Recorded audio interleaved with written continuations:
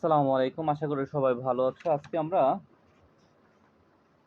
Jessore board 2024-এর 3 নং পর্ব দেখি কি বলছে।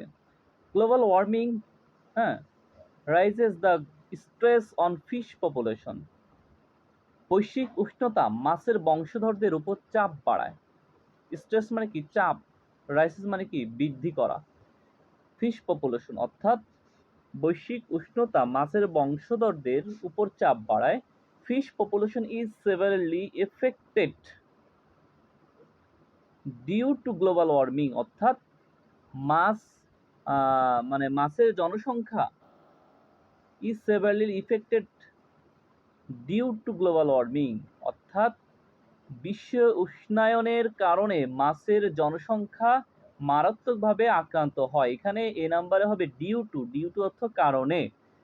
তারপরে for want of good for want of food, want of অর্থ এখানে অভাব বোঝাচ্ছে। ফর ওয়ান্ট অফ ফুড খাদ্যের অভাবে, অ্যান্ড সাম অক্সিজেন অক্সিজেনের অভাবে, হ্যাঁ, সাম ভ্যারাইটিস কিছু প্রজাতির অফ ফিশ মেবি হচ্ছে, হ্যাঁ, এক্সটিংক্ট অর্থাৎ বিলুপ্ত হচ্ছে অন ডে একদিন।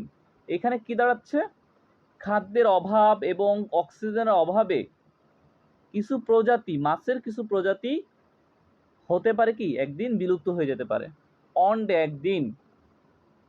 আচ্ছা, তারপরে টু স্টপ গ্লোবাল ওয়ার্মিং, এই বৈশ্বিক উষ্ণতা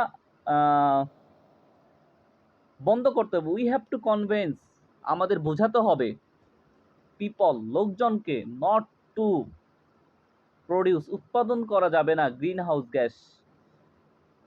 গ্লোবাল ওয়ার্মিং অর্থাৎ বৈশ্বিক উষ্ণতা বন্ধ করতে আমাদের অবশ্যই, উই হ্যাভ টু আমাদের অবশ্যই কনভিন্স বোঝাইতে হবে পিপল লোকজনকে, নট টু প্রডিউস উৎপাদন করা যাবে না গ্রিন হাউস গ্যাস উৎপাদন করা যাবে না।